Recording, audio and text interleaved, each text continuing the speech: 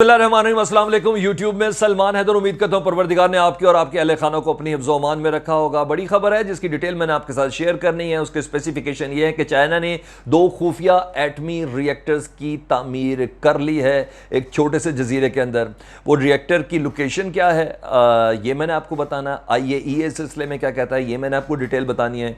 दूसरा, ये रिएक्टर कब तक एक्टिव होने जा रहे हैं ये मैंने आपको बताना है। और इस सिलसिले में चाइना फास्ट रिएक्टर 600 टेक्नोलॉजी आखिर है क्या जो दुनिया से मुनफरिद कर रही है चाइना की इस टेक्नोलॉजी को, ये डिटेल मैंने आपके साथ शेयर करनी है। साथ साथ मैंने आपको बताना है कि कितना प्लूटोनियम बना लेगी और प्लूटोनियम के बाद कौन सा नेक्स्ट स्टेप है जो यूरेनियम की तरफ जाएगा और जिसके लिए चाइना मुकम्मल तौर पर तैयारी कर रहा था। मजीद मैंने आपको बताना है कि ये CFR 600 टेक्नोलॉजी दुनिया में अमेरिका की टेक्नोलॉजी से किस तरह सुपरलेटिव डिग्री पर है, किस तरह यूरोप एक टेक्नोलॉजी को इस्तेमाल करने के बाद छोड़ चुका है और उसको रिवाइव किया है नए तरीके से जिसका तोड़ ही यूरोप और अमेरिका के पास नहीं है।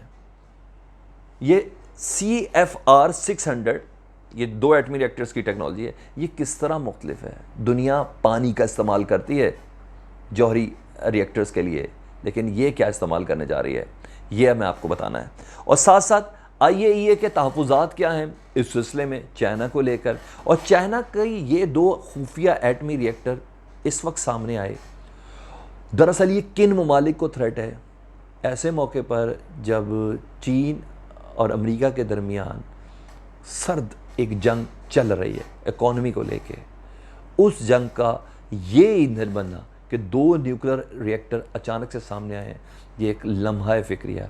पूरी दुनिया की तवज्जो इस वक्त इसके ऊपर लगी हुई है। रेफरेंस मैं आपको अल जज़ीरा दे रहा हूँ, आप अल जज़ीरा से इसको क्रॉस चेक कर सकते हैं। और मज़ीद 1-2 रेफरेंस में ड्यूरिंग जब उस पोर्शन में पहुँचूँगा तो मैं आपको बताऊँगा। डिटेल की जानिब बढ़ते हैं जी। सबसे पहले मैं आपको बताऊँ IAEA ने ना 1270 न्यूक्लियर हथियारों से मुतल्लिक़ प्रेडिक्ट किया हुआ है कि 2030 में चाइना ये हासिल कर लेगा। उसके बाद वाशिंगटन के साइंसदान भी इस सिलसिले में कह चुके हैं कि चाइना बहुत स्पीड से अपनी एटमी टेक्नोलॉजी और स्पेशली वॉरहेड्स की तादाद में और एक्टिव वॉरहेड्स की तादाद में मुसलसल इजाफा कर रहा है। पिछले दिनों आपको पता है जो बाइडेन साहब ने अपनी तकरीर में कहा था कि अमेरिका भी अपनी न्यूक्लियर टेक्नोलॉजी के अंदर ना उसको ज़रा थोड़ा एडवांस करना जा रहा है अपने वॉरहेड्स को। अब हम पुराने वाली टेक्नोलॉजी को ख़त्म करने जा रहे हैं। उस मौके पर चाइना की नज़र पहले से थी, इसलिए वो बहुत ज़्यादा करीब आ गया। 2 ये एटमी रिएक्टर हैं। इसकी लोकेशन मैं आपको बताता हूँ जी। इसकी लोकेशन है सूबा फौजियान चाइना का चिंगप्याओ जजीरा है जी, जहाँ ये खुफिया तौर पर 2 खुफिया न्यूक्लियर रिएक्टर तामीर किए गए हैं। और अब IAEA जो यूनाइटेड नेशंस की बॉडी है जिसको बेसिकली अमेरिका ही हेड करता है, वो परेशान है कि ये चाइना करने क्या जा रहा है।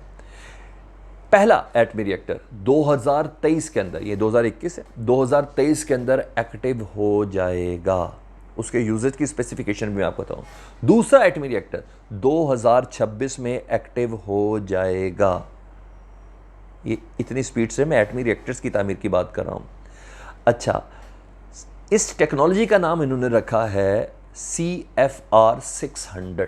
इन दोनों रिएक्टर्स की जिस टेक्नोलॉजी के साथ बनाया गया है CFR 600, ये दुनिया के किसी भी एटमी रिएक्टर से ज़्यादा एटमी एनर्जी प्रोड्यूस करेगा। मज़ीद आपको बताता हूँ, इसको ब्रीडर का नाम भी दिया गया। ब्रीडर इससे पहले भी इस्तेमाल हो रही थी, अमेरिका में इस्तेमाल हुई, जर्मनी में इस्तेमाल हुई, जर्मनी के अलावा UK और हाँ जी जर्मनी UK और बरतानिया और अमेरिका में इस्तेमाल हुई। और वहाँ एब्सोल्यूट हो गया क्योंकि इस टेक्नोलॉजी की मेंटेनेंस और इस प्लांट को कूल इन करना जो मामला था ना, इसके लिए बहुत ज़्यादा पानी रिक्वायर्ड था और वो चीज़ें इनकी टेक्नोलॉजी में फेल हो रही थी। उसके बाद ये नेक्स्ट लेवल पे गए।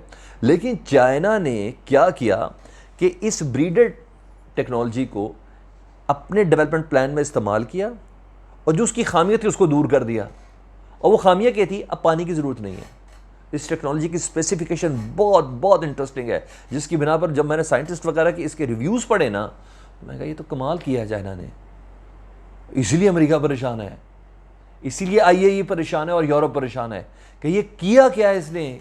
जो हमने इतना अरबों डॉलर इन्वेस्ट करने के बाद एक प्रोजेक्ट लगा के उसको फेल कर दिया, उसको जिंदा किया किसी नए तरीके से, और वो इतने खुफिया तरीके से। जनाब ब्रीडर डेवलपमेंट प्लान जो है ना, उसको CFR 600 के साथ अटैच किया गया। दुनिया पानी का इस्तेमाल करती है जब इस तरह के प्लांट को कूल इन करना हो। चाइना ने नई टेक्नोलॉजी जो इंट्रोड्यूस की है उसका नाम है liquid sodium cooled fast neutron reactor.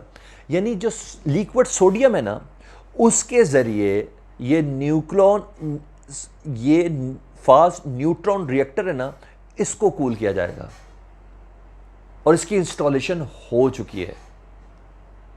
यही वजह है कि इससे मुतल्लिक कहा जा रहा है कि कोई भी दुनिया का मुल्क इतना प्लूटोनियम नहीं बना रहा।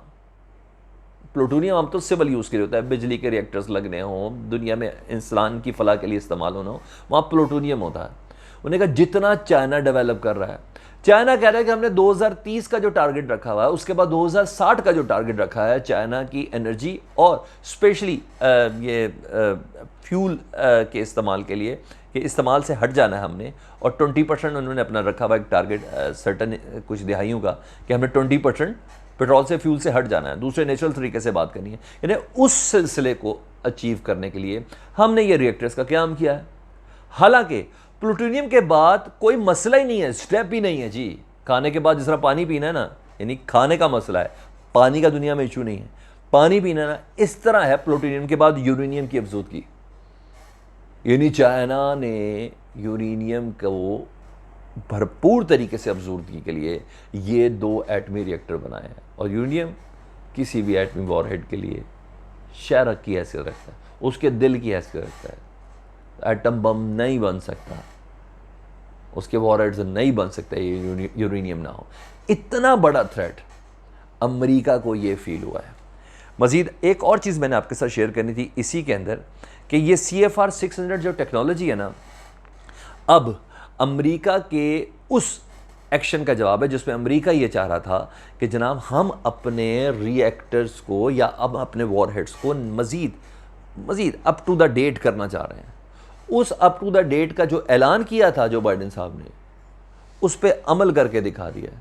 और चाइना ने, आपको ये मैं बताऊं, 2017 से अब तक IAEA को अपना कोई एटमी रिएक्टर विजिट नहीं कराया।